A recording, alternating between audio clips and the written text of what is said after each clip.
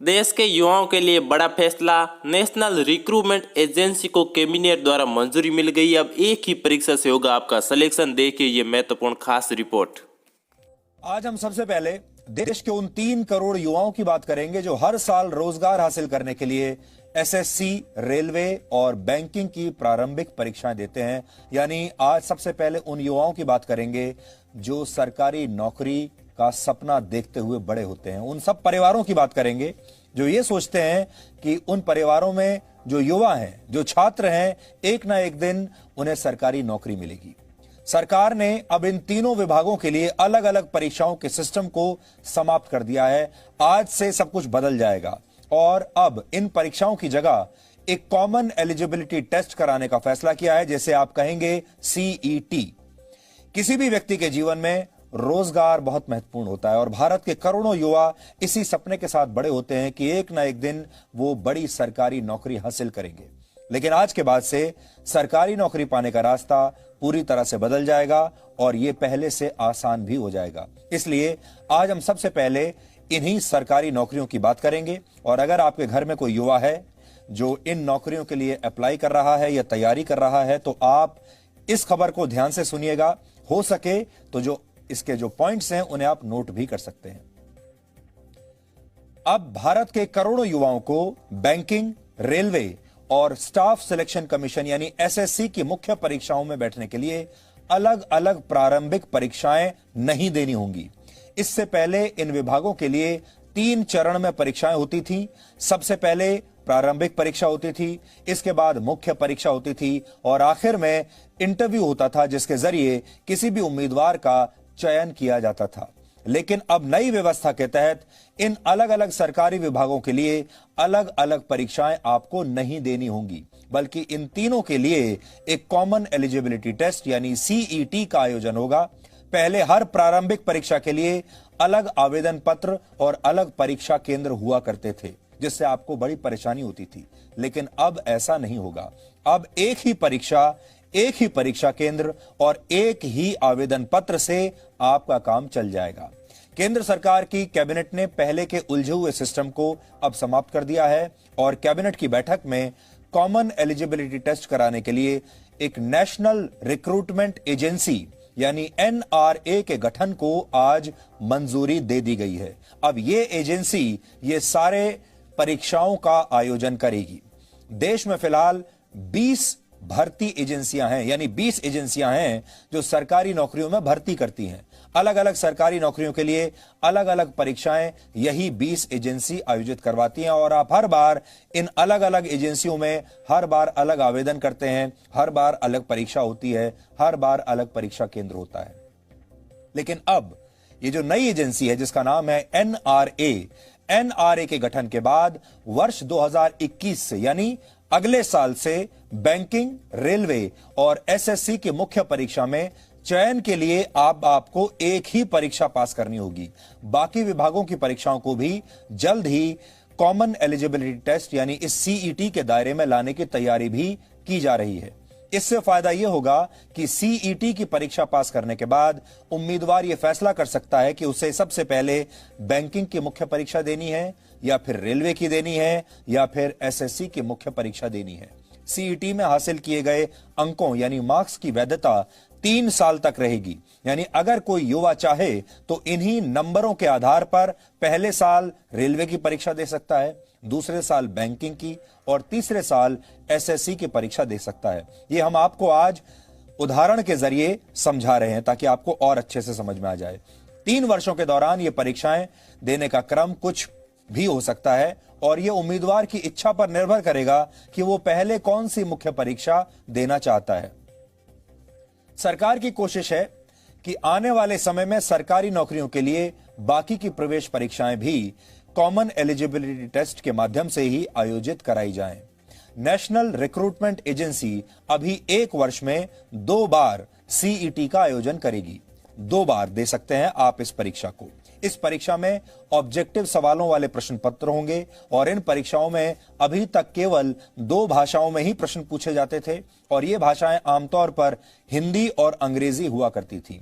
लेकिन अब छात्रों को 12 अलग अलग भाषाओं में प्रश्न पत्र हल करने का विकल्प दिया गया है। भविष्य में इन परीक्षाओं का आयोजन भारत की सभी 22 आधिकारिक भाषाओं में कराया जाएगा, यानी उम्मीदवार जल्द ही अपनी क्षेत्रीय भाषा में भी इन परीक्षाओं को दे पाएंगे। सूचना और प्रसारण मंत्री प्रकाश जावड़ेकर ने भारत सरकार के इस फैसले की जानकारी आज जब दी और उन्होंने इस कदम को युवाओं के लिए बहुत फायदेमंद बताया। उन्होंने कहा कि अब एक परीक्षा होने से उम्मीदवारों की कई परीक्षा देने वाली परेशानी हमेशा के लिए खत्म हो जाएगी। जो युवा होते हैं उनको बहुत परीक्षाएं देनी पड़ती है और उनको लगभग 20 रिक्रूटमेंट एजेंसीज है, तो कोई 4-5 में अगर परीक्षाएं देता है तो उतनी परीक्षा उतनी जगह जाना, ये सब समाप्त करने के लिए एक ऐतिहासिक फैसले में नेशनल रिक्रूटमेंट एजेंसी, राष्ट्रीय भर्ती संस्था, ये परीक्षा लेने वाली कॉमन एलिजिबिलिटी टेस्ट। लेकिन मैं इतना ही कहूंगा कि ये मांग थी पूरे युवा पीढ़ी की सालों से, लेकिन नहीं हो रहा था। लेकिन इस एक निर्णय से, नेशनल रिक्रूटमेंट एजेंसी से एक परीक्षा, उससे उनकी तकलीफ भी दूर होगी, उनका पैसा भी बचेगा और मानसिक स्वास्थ्य भी ठीक रहेगा। बहुत दौड़ धूप नहीं होगी और एक ही परीक्षा से उनको आगे जाने का मौका मिलेगा। अब उम्मीदवारों को सबसे बड़ा फायदा यह होगा कि 3 प्रारंभिक परीक्षाओं के लिए एक ही आवेदन करना होगा। एक ही बार आपको एग्जामिनेशन फीस यानी शुल्क देनी होगी और एक ही बार इस परीक्षा में बैठना होगा। बार बार अलग अलग परीक्षाओं में बैठने की आवश्यकता अब नहीं है, यानी इससे पैसा बचेगा, समय बचेगा और अलग अलग परीक्षाओं के तनाव से भी आपको छुटकारा मिल जाएगा। अब आप इस पूरी खबर को सवाल और जवाब के आसान रूप में समझने की कोशिश कीजिए। आपके मन में पहला सवाल यही आएगा कि आखिर सीईटी यानी कॉमन एलिजिबिलिटी टेस्ट क्या होता है। इसका जवाब यह है कि यह केंद्र सरकार से जुड़ी नौकरियों के लिए ऑनलाइन आयोजित होने वाली प्रारंभिक परीक्षा है, जिसे कॉमन एलिजिबिलिटी टेस्ट का नाम दिया गया है। दूसरा सवाल आपके मन में होगा, यह परीक्षाएं कौन कौन लोग दे सकते हैं।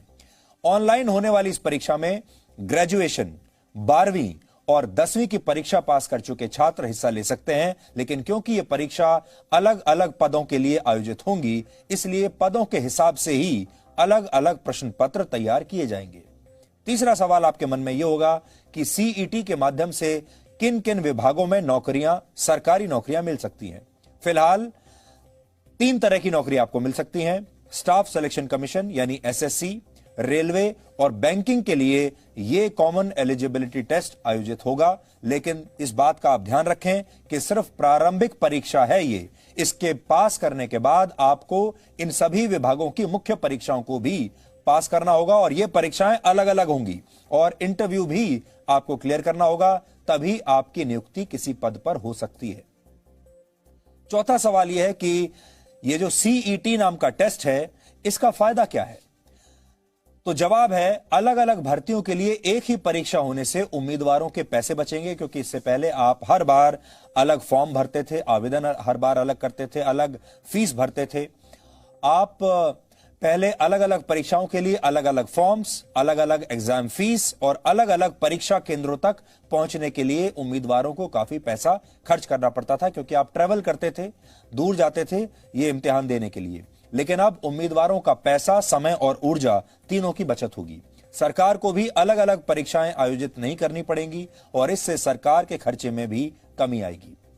कॉमन एलिजिबिलिटी टेस्ट होने से उम्मीदवारों की भर्ती की जो प्रक्रिया है, जिसे बहुत लंबा माना जाता है, वो भी अब छोटी हो जाएगी। यानी मुख्य परीक्षा में बैठने के लिए नतीजों का लंबा इंतजार अब नहीं करना पड़ेगा। ये परीक्षाएं कई भाषाओं में होंगी, जिससे देश के हर कोने में बैठे उम्मीदवार को चयन में बराबरी का मौका मिलेगा।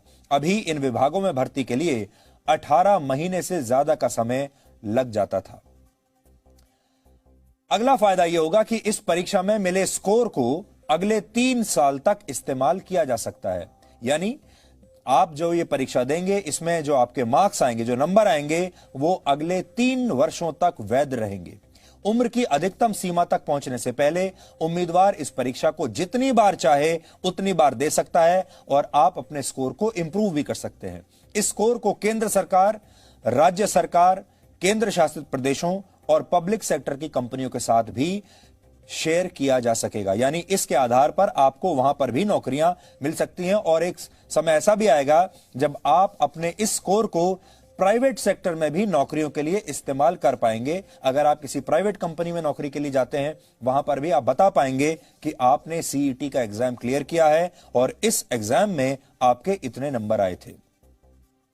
इससे महिला उम्मीदवारों को भी बहुत फायदा होगा, क्योंकि उन्हें परीक्षा केंद्रों तक जाने के लिए अब लंबी यात्राएं नहीं करनी पड़ेंगी, क्योंकि कई बार महिलाओं को, छात्राओं को काफी परेशानी होती है। इससे परीक्षा में हिस्सा लेने वाले उम्मीदवारों की संख्या भी 5% तक घट सकती है और ट्रेन और बसों के जरिए परीक्षा केंद्र पर जाने वाले छात्रों की परेशानी कम होगी। इससे जुड़ी तस्वीरें आपने कई बार देखी होंगी, जब ट्रेन में इतनी भीड़ भाड़ के बीच ये छात्र परीक्षाएं देने के लिए जाते थे, हजारों और लाखों की संख्या में। अगला सवाल आपके मन में यह होगा कि ये परीक्षाएं आयोजित कहां पर होंगी। इसके लिए सरकार ने